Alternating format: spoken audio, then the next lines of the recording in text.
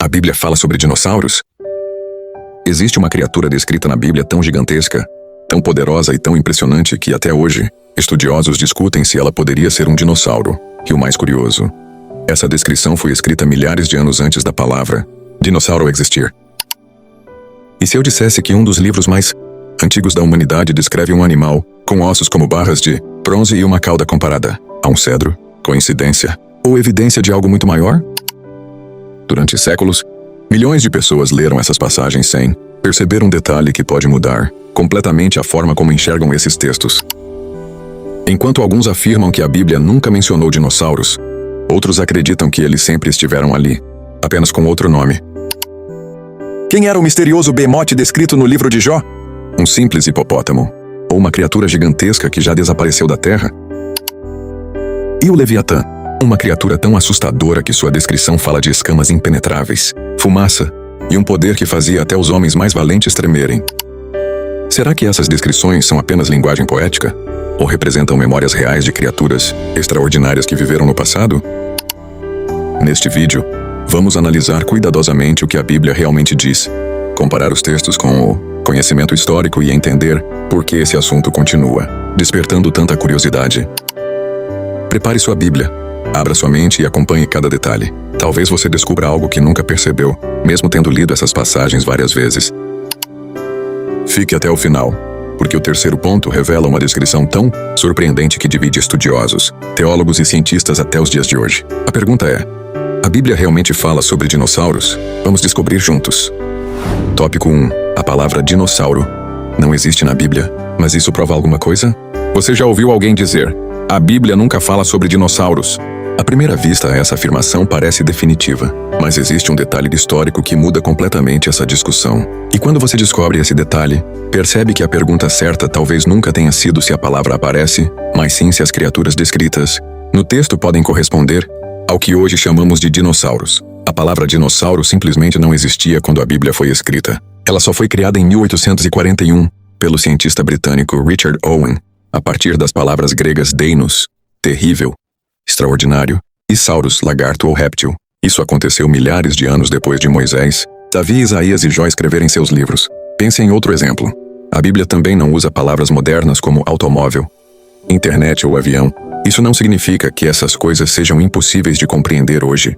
Da mesma forma, os autores bíblicos descreviam os animais usando os nomes e o vocabulário disponíveis em sua época. É exatamente por isso que encontramos na Bíblia referências a criaturas gigantes, animais extraordinários e seres de força incomparável. Em vez de usar um nome científico moderno, os escritores registravam aquilo que viam ou conheciam, por meio de descrições detalhadas, destacando tamanho, força, aparência e comportamento. Isso nos leva a uma pergunta fascinante.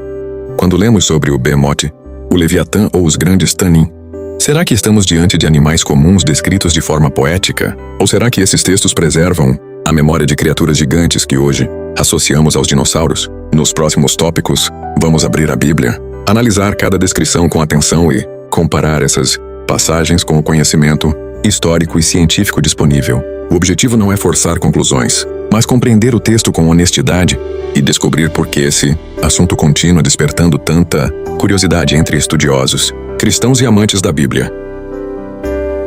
Tópico 2. Behemoth, o gigante misterioso de Jó 40. Imagine que você está lendo um dos livros mais antigos da Bíblia e, de repente, encontra a descrição de um animal tão extraordinário que desafia qualquer explicação simples. Deus, falando diretamente com Jó, apresenta uma criatura chamada Behemoth. Mas por que ele escolheria justamente esse animal para demonstrar seu poder? Em Jó 40, 15 e 24, Deus diz: contempla agora o Behemoth que eu fiz contigo. Em seguida, descreve um animal que come capim como o boi, possui uma força impressionante nos lombos, ossos comparados a barras de bronze e uma característica que chama imediatamente a atenção: move a sua cauda como um cedro.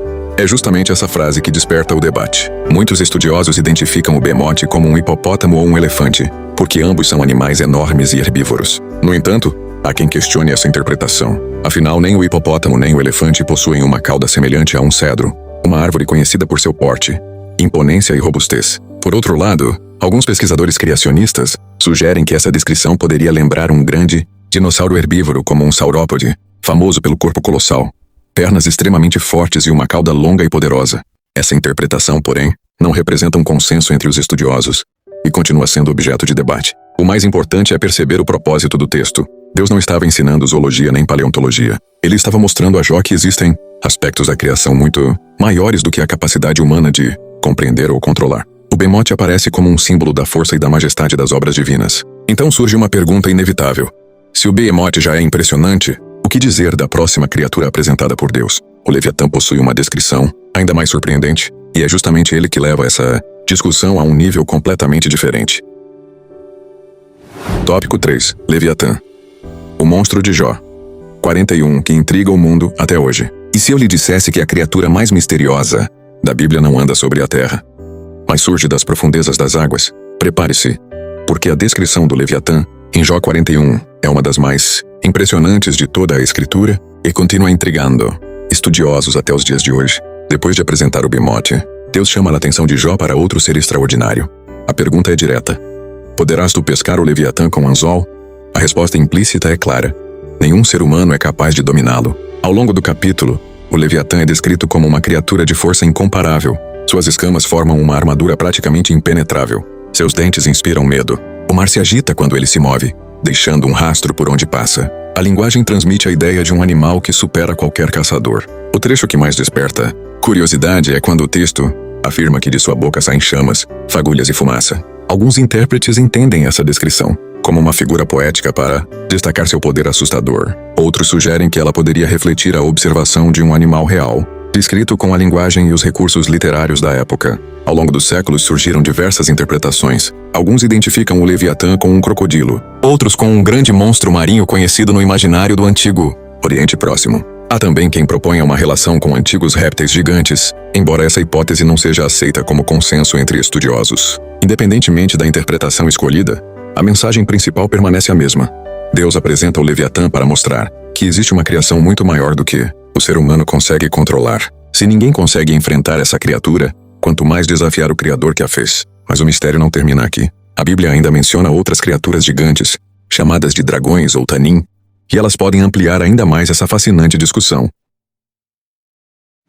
Tópico 4. Dragões na Bíblia. O que significa a palavra tanim? E se eu lhe dissesse que a Bíblia usa, em várias passagens, uma palavra que muitas traduções apresentam como dragão, antes de imaginar as criaturas dos filmes medievais, vale a pena fazer uma pausa. O verdadeiro significado dessa palavra pode surpreender você. No texto hebraico do Antigo Testamento aparece diversas vezes a palavra tanim. Dependendo do contexto, ela pode ser traduzida como dragão, serpente, grande réptil ou monstro marinho. Isso mostra que os escritores bíblicos utilizavam esse termo para descrever criaturas impressionantes, associadas tanto à terra quanto às águas. Em Salmo 74, Deus é apresentado como aquele que domina os grandes monstros do mar.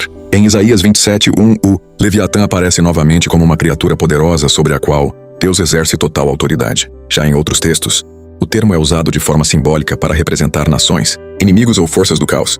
Isso significa que nem toda referência a um dragão deve ser entendida como a descrição literal de um animal. Ao mesmo tempo, é interessante notar que muitas civilizações antigas deixaram relatos sobre criaturas gigantes, semelhantes a serpentes, répteis ou dragões. Povos da Mesopotâmia, da China, da Europa e até das Américas preservaram histórias desse tipo. Esses relatos, por si só, não provam que tais criaturas existiram, mas mostram que a ideia de grandes répteis fazia parte do imaginário de diferentes culturas. É exatamente por isso que esse assunto desperta tanto interesse. Alguns acreditam que essas narrativas possam guardar lembranças distantes de animais reais que viveram no passado. Outros entendem que elas pertencem ao universo simbólico e literário da época. Independentemente da interpretação, uma verdade permanece clara em toda a Bíblia. Nenhuma criatura, por mais poderosa que seja, está acima do Criador. Os textos enfatizam que Deus governa sobre toda a criação, visível e invisível, pequena ou gigantesca. Agora chegamos ao próximo passo da investigação. O que a ciência e a arqueologia realmente dizem sobre tudo isso? É aqui que diferentes visões se encontram, e o debate fica ainda mais interessante. Tópico 5. O que a ciência e a arqueologia dizem? Existe alguma resposta definitiva? Agora chegamos ao ponto mais delicado e talvez o mais importante deste vídeo. Afinal, a ciência confirma que os dinossauros aparecem na Bíblia? A resposta honesta é: não existe um consenso. E entender isso é essencial para analisar o assunto com equilíbrio. A visão predominante da paleontologia afirma que os dinossauros viveram milhões de anos antes do surgimento dos seres humanos. Essa conclusão é baseada em estudos de fósseis, camadas geológicas e diferentes métodos de datação. Dentro dessa perspectiva, Behemoth e Leviatã não seriam dinossauros, mas descrições poéticas, simbólicas ou referências a animais conhecidos na época, como hipopótamos, crocodilos ou grandes criaturas marinhas. Por outro lado, existe uma corrente, formada por estudiosos, criacionistas que interpretam os primeiros capítulos de Gênesis de maneira mais literal. Para eles, Deus criou todos os animais durante a semana da criação, e, portanto, seres humanos e dinossauros poderiam ter coexistido em algum período da história. Nessa visão, Behemoth e Leviatã poderiam representar animais reais que hoje estão extintos. É importante destacar que essa interpretação não é aceita pela maioria da comunidade científica. Ao mesmo tempo, ela continua sendo defendida por diversos pesquisadores e teólogos cristãos. Isso mostra que o debate permanece aberto entre diferentes grupos, cada um utilizando argumentos e pressupostos distintos. A arqueologia, por sua vez, encontrou inúmeros fósseis de dinossauros, mas não apresentou uma evidência amplamente aceita de convivência entre humanos e dinossauros. Também não identificou de forma conclusiva Behemoth ou Leviatã como espécies conhecidas pela ciência. Diante desse cenário, talvez a pergunta mais importante não seja quem está certo, mas sim, o que Deus queria ensinar por meio desses textos. Independentemente da interpretação adotada, a Bíblia aponta para uma verdade que permanece inabalável. Toda a criação, das menores criaturas às mais impressionantes, existe sob a autoridade do Criador. E é exatamente isso que nos leva ao último ponto deste estudo. Porque esse assunto ainda fortalece a fé de milhões de pessoas. Tópico 6. O que tudo isso significa para a nossa fé? Depois de conhecer o Behemoth, o Leviatã e as misteriosas referências aos grandes répteis da Bíblia, talvez você esteja esperando uma resposta definitiva. Mas e se eu lhe dissesse que existe uma pergunta ainda mais importante do que saber se essas criaturas eram dinossauros? O verdadeiro propósito desses textos nunca foi satisfazer a curiosidade humana sobre animais extintos. Quando Deus falou com Jó, ele não estava dando uma aula de biologia. Ele estava revelando algo muito maior: a grandiosidade do Criador. Pense por um instante. Se Deus é capaz de criar seres tão poderosos que nenhum homem consegue dominar, o que isso nos ensina sobre o seu poder? A mensagem central do livro de Jó é que o ser humano possui conhecimento limitado, enquanto Deus conhece cada detalhe da criação, desde as estrelas do céu até as criaturas mais impressionantes da terra e do mar. É por isso que esse assunto fortalece a fé de tantas pessoas. Independentemente de alguém acreditar que Behemoth e Leviatã eram animais conhecidos, criaturas extintas ou figuras literárias, todos os caminhos apontam para a mesma verdade. Deus continua sendo o Senhor de toda a criação. Muitas vezes gastamos energia tentando responder perguntas que a própria Bíblia não pretende responder de forma direta. Enquanto discutimos detalhes sobre dinossauros, corremos o risco de esquecer a principal mensagem do texto: confiar naquele que sustenta o universo com sua palavra. A curiosidade é saudável quando nos leva a estudar mais profundamente as Escrituras. Porém, ela nunca deve substituir a fé. A Bíblia nos convida não apenas a admirar a criação, mas também a conhecer o Criador. Talvez você tenha começado este vídeo querendo descobrir se a Bíblia fala sobre dinossauros. Agora, porém, a pergunta pode ser outra. Se Deus é tão poderoso a ponto de governar criaturas que nenhum ser humano consegue controlar, por que ainda duvidamos que ele possa cuidar da nossa própria vida? E essa reflexão nos conduz ao encerramento deste estudo, onde vamos reunir tudo o que aprendemos e deixar uma pergunta que certamente fará você pensar muito depois que o vídeo terminar. Tópico 7. Então, a Bíblia fala mesmo sobre dinossauros? Chegamos ao fim desta jornada. Mas talvez a pergunta mais importante ainda permaneça sem uma resposta definitiva. Afinal, a Bíblia realmente fala sobre dinossauros? A verdade é que essa questão continua sendo debatida por estudiosos, teólogos e cientistas. E, curiosamente, isso torna o assunto ainda mais fascinante. Ao longo deste vídeo, vimos que a palavra dinossauro não aparece na Bíblia porque ela só foi criada no século XIX. Também conhecemos o impressionante Behemoth, o misterioso Leviatã e a palavra hebraica Tanim, traduzida em alguns contextos como grandes répteis, monstros marinhos ou dragões. Descobrimos que existem diferentes interpretações. Alguns acreditam que essas descrições podem representar animais reais que hoje estão extintos. Outros entendem que elas utilizam linguagem poética para transmitir verdades espirituais profundas. Ambas as posições procuram compreender os textos bíblicos com seriedade, ainda que cheguem a conclusões diferentes.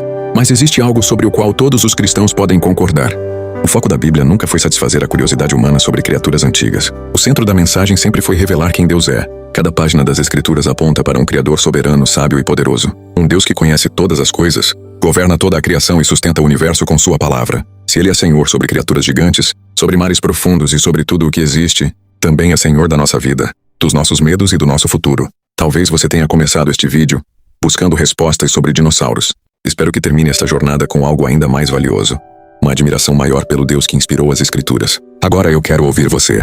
Na sua opinião, Behemoth e Leviatã eram animais reais, símbolos, ou descrições de criaturas semelhantes aos dinossauros? Escreva sua opinião nos comentários. Se este conteúdo fez você refletir, deixe o seu like, inscreva-se no canal, Movendo as Montanhas pela Fé e compartilhe este vídeo com alguém que ama a Bíblia e gosta de descobrir seus grandes mistérios. Que Deus abençoe você e até o próximo estudo.